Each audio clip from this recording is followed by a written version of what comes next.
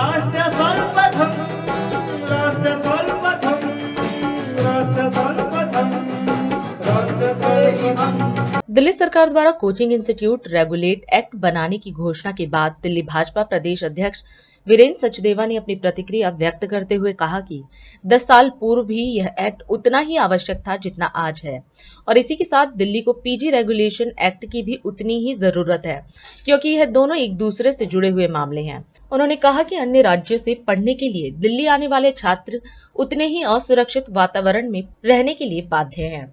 वहीं उन्होंने कहा कि यह खेदपूर्ण है कि पिछले 10 सालों में दिल्ली सरकार ने कुछ नहीं किया और दिल्ली सरकार सरकारी विभागों की लापरवाही से हुई 3 छात्रों की मौत की जिम्मेदारी जवाबदेही से बचना चाह रही है। आज राजेंद्र नगर की घटना को हुए चौथा दिन हो गया। दिल्ली सरकार का एक भी मंत्री वहां जाने की हिम्मत नहीं जुटा पाया।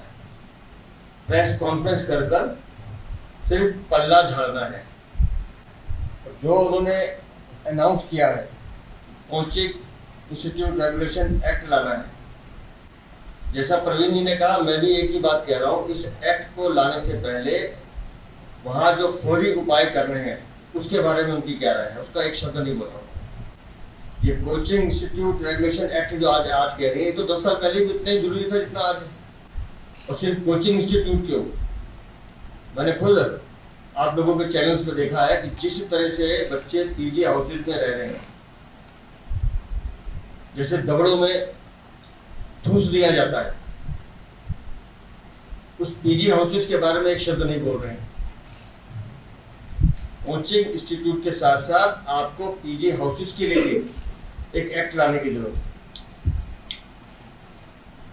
और पिछले 10 साल में ये क्यों नहीं किया? और पूरा ब्लेम गेम एमसीडी पे डाल दिया। मैं आज फिर पूछता हूं कि दिल्ली फायर सर्विसेज ने एनओसी कैसे दे दी, इसका जवाब दिया। क्यों दिल्ली जल बोर्ड ने नालों की सफाई नहीं की? एक शब्द नहीं बोल रहे उसको, क्योंकि ये तीनों विभाग उनके पास आते हैं। सीवर की सफाई ना होना, बिना बेसमेंट को जांचे एनओसी देना, नालियों का अतिक्रमण एमसीडी, और पल्ला झाड़ा रहे। एक इंजीनियर सस्पेंड कर दिया, टर्मिनेट कर दिया, हमारा काम खत्म। ये दिल्ली की सरकार है कि आज 4 दिन के बाद भी एक मंत्री वहां जाने की हिम्मत नहीं जुटा पा रहा। और मैं उनकी मेयर से भी पूछना चाहती हूँ, पूरी दिल्ली में घूमने के बजाय एक बार पूरा राजेंद्र नगर ही घूम ले कि अभी कितने कोचिंग इंस्टीट्यूट और कितने पीजी हाउसेज हैं जो इलीगल चल रहे हैं, या अपना वाड़ी घूम ले जहां से वो खुद पार्षद है पटेल नगर से। एक फौरी 3 दिन का छलावा दिखाना है कि हाँ हमने ये घोषणाएं कर दी, हमारा काम खत्म। जिस रेगुलेशन एक्ट की ये बात कर रही हैं, अच्छा होता अगर मास्टर प्लान 2041 जो आने वाला है एक बार उसको पढ़ लेते।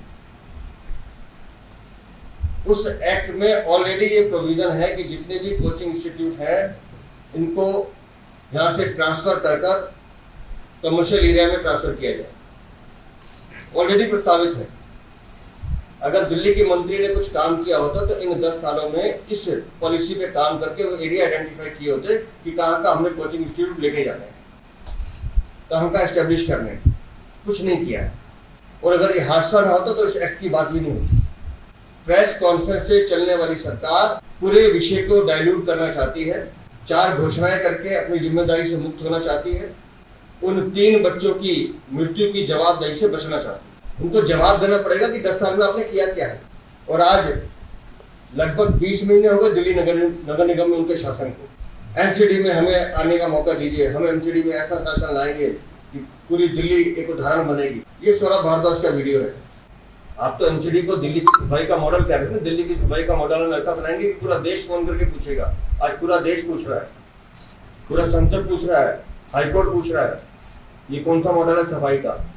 मेरा अभी भी मानना है, जो बात हमने कल कही थी मैं आज भी कहता हूँ, दिल्ली में आप रेगुलेशन एक्ट लाइए नहीं लाइए, लेकिन दिल्ली में आज की तारीख में फौरन जितने भी पीजी हाउसेज हैं, जितने भी कोचिंग इंस्टीट्यूट हैं, इमीडिएट समयबद्ध सीमा के अंदर उनका सुरक्षा ऑडिट कराना बहुत जरूरी है। ये एक हादसा जो है ये अलार्मिंग है उन सब बच्चों के लिए भी जो देश से भर से यहाँ दिल्ली में अपना भविष्य बनाने आते हैं। कोचिंग इंस्टीट्यूट तो निगाह में आ गया, लेकिन जिस तरह से वो पीजी हाउसेज में रह रहे हैं वो अपने आप में बहुत खतरनाक है। और दिल्ली की सरकार फ्यूचर प्लान के लिए कितनी तैयार है वो आज उनकी घोषणा से पता चलता है कि जब हम कह रहे हैं कि 2041 में ऐसा प्रोविजन है, तो आप बताएं कि पिछले 10 सालों में आपने इस संभावना को देखते हुए क्या काम किया। राष्ट्र सर्वप्रथम